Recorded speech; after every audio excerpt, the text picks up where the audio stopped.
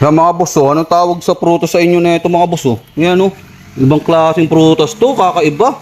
Ano kaya tawag sa prutas na to? Yan oh, kinakain daw to. Oh, ano kaya prutas to? Yan oh, ibang klase. Dito lang yan sa amin, merong ganito. Ibang klaseng prutas to. Yan oh, ang dami to boss. Oh. Yan oh. Dami to mga boss, ito pa oh. Ito.